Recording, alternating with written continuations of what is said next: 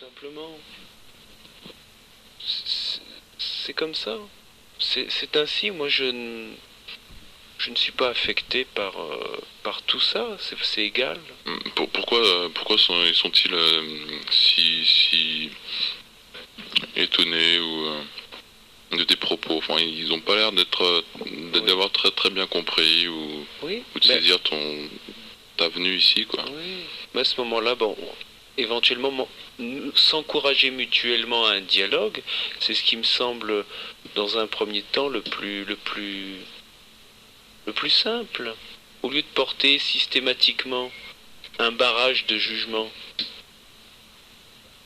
c'est le moindre des choses pour un être humain. Pour ma part, tous ceux qui sont intervenus, joie, joie pour moi de les entendre sortir ce qu'ils portent en eux, et que cela leur fasse le plus grand bien, parce que ce qu'ils peuvent dire ne me fait aucun mal.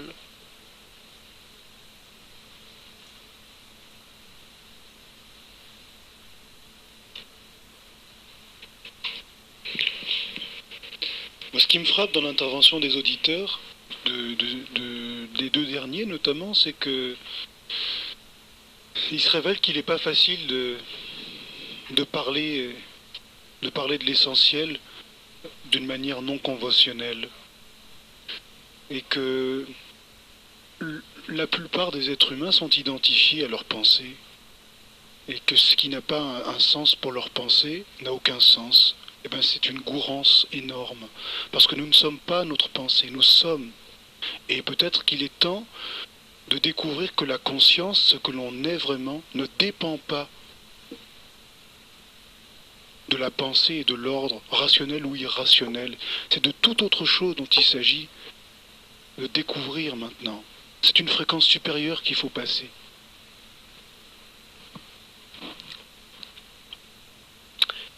Par exemple, quand l'oiseau fait son nid, il va chercher tout ce que la nature lui offre pour édifier son nid. Et il peut passer des heures, des jours, voire des mois pour édifier son nid. Patience, tranquillité, science, d'aller chercher, de mettre, d'assembler. Et puis il y a ceux qui défont patiemment leur nid. Un à un, on enlève les fibres qui constituent un nid qui n'est plus utile. Et au lieu de le laisser pour quelqu'un d'autre, eh bien, on ne sait pas pourquoi, mais on défait patiemment le nid pour que plus personne ne vienne s'y poser.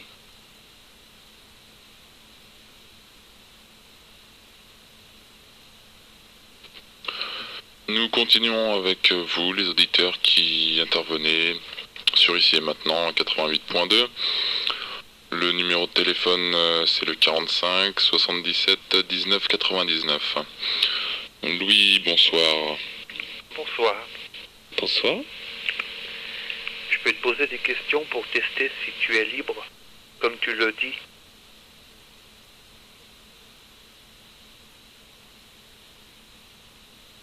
Nous t'écoutons, Louis. Oui, je disais, est-ce que je peux poser des questions pour tester si Solaris est libre dans ses réponses?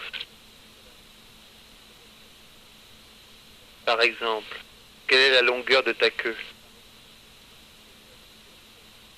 Par exemple, est-ce que tu peux dire que Mitterrand est un con?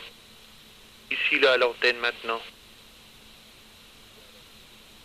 Tu peux ou pas? Tu te dégonfles. En fait, tu parles beaucoup, mais tu fais rien. Ton discours n'est pas nouveau. Il existe depuis très longtemps. Des gens qui se plaignent, qui gênent, qui sont pas contents du monde ou de leurs conditions de vie, il y en a toujours eu. C'est pas nouveau. tu n'apportes rien et tu ne proposes rien. Moi, ce que tu dis est intéressant, mais je crois que c'est plutôt un travail individuel.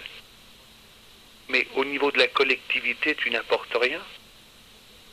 Tu ne dis pas, tiens, on va faire ça, ou on pourrait faire ça. Non. Ça serait bon ou mauvais, on pourrait discuter, mais tu ne proposes rien. Demain, je vais marcher toute la journée dans Paris.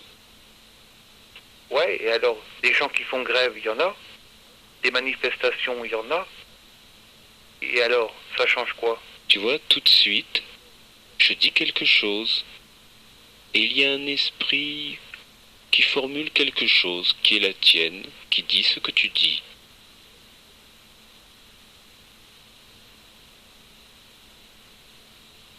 Je vais marcher demain, à partir de 9 heures, avec des amis et tous ceux qui y seront disponibles, marcher pour inviter à l'esprit de fête, de dialogue et de fraternité, jusqu'à ce que je ne puisse plus marcher. Qu'est-ce que tu fais de nouveau? Ça m'est complètement égal de si je fais quelque chose de nouveau ou pas. Je fais ce que je dois faire. Toi, que dis-tu de nouveau là, maintenant? Ah, mais rien, moi.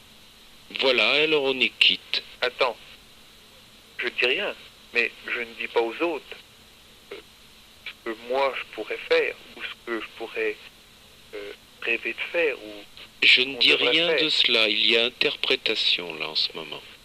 Tu me juges. Et je parle tout simplement que je peux voir qu'il y a interprétation. Est-ce jugement que de voir? Mais alors faire la distinction entre le jugement et voir ce qui est, effectivement, c'est délicat. Je reconnais. Bon, alors qu'est-ce qui pourrait me prouver que tu es sincère?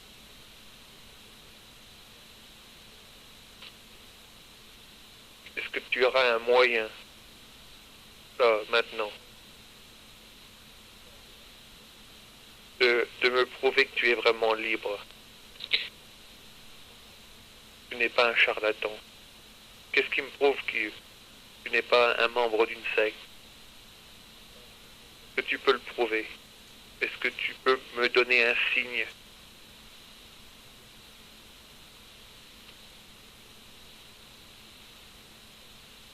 Je te remets en question? Ça te dérange? J'ai la joie d'écouter et de ne pas forcément réactionner par une soi-disant réponse. Premier point. Moi, je ne fais pas du tac au tac, ou du tic au tic, ou du toc au toc. Tic tac, tic toc. Non, je fais pas ça. Je laisse le silence. J'écoute. Je ne réactionne pas dans une réponse. Je suis disposé à laisser résonner tes paroles qui peuvent indiquer quelque chose. Et ça demande attention et délicatesse que de recevoir l'indication d'autrui. C'est un bon moyen de ne pas répondre. Entends-tu vraiment ce que je suis en train de dire? Pourquoi t'obstines-tu là tout simplement à me dire que je réponds pas alors que j'ai la franche évidence de te formuler quelque chose qui peut-être ne te comble pas ou ne te satisfait pas, mais es-tu dans un manque? As-tu besoin d'une réponse qui te satisfasse? Je t'ai demandé de me donner un signe que tu n'étais pas un charlatan, que tu étais sincère. Et donne-moi un signe que tu vas pouvoir le reconnaître. Hein, tu préjuges que je ne pourrais pas le reconnaître.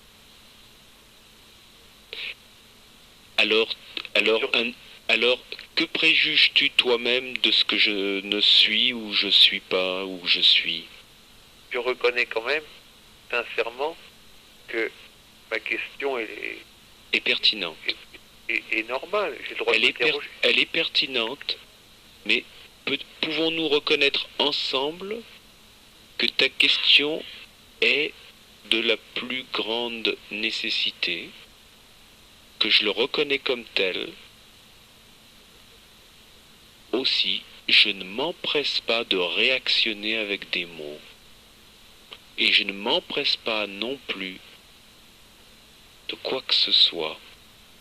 Et que peut-être aussi, pourquoi pas, le silence ou le non-mot est à sa place, sans que ce soit un masquage. Qui dit que ce que tu dis n'est pas un appel sincère? Je reconnais que ce que tu dis est concret et que, à ta question, puis-je donner un signe?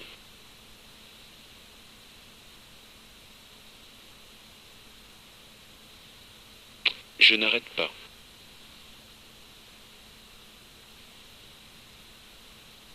À propos des questions que tu donnais tout à l'heure, est-ce que tu as apporté des réponses? En ce qui concerne l'homme à qui tu parles, dans l'instant présent, il n'est pas préoccupé à donner des réponses. Il est dans la nécessité, entends bien, dans la nécessité de rappeler simplement et directement la question de l'homme. La question. La question. Quelle est la cause fondamentale de la souffrance? Il n'y en a qu'une question. Qui suis-je? Et tu as répondu? Toi? La question pour l'homme à qui tu parles ne se pose plus, et je ne suis ni la question ni la réponse, je suis ce que je suis. Donc tu ne veux pas partager ta réponse? Il n'est pas question de la partager, il est simplement de rappeler qu'il n'y a rien à partager.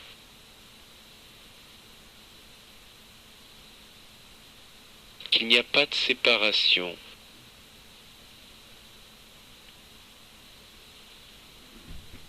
Pourquoi est-ce que tu fais si peu d'efforts pour te faire comprendre? Comment? Pourquoi est-ce que tu fais si peu d'efforts pour te faire comprendre?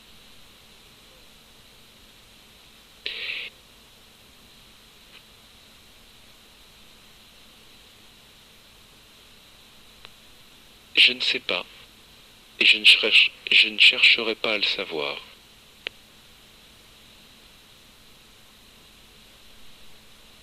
Donc qui tu es? Qui es-tu?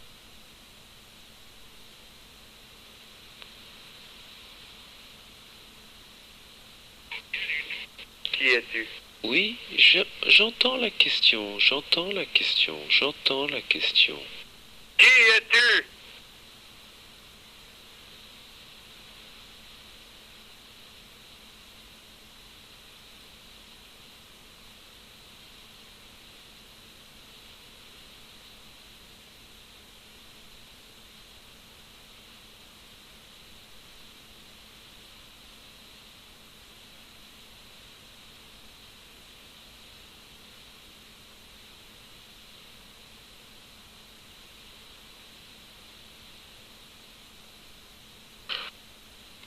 J'ose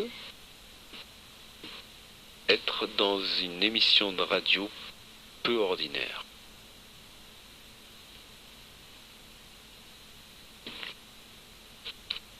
Bien, nous allons faire une pause musicale. On attend vos appels au 45 77 10.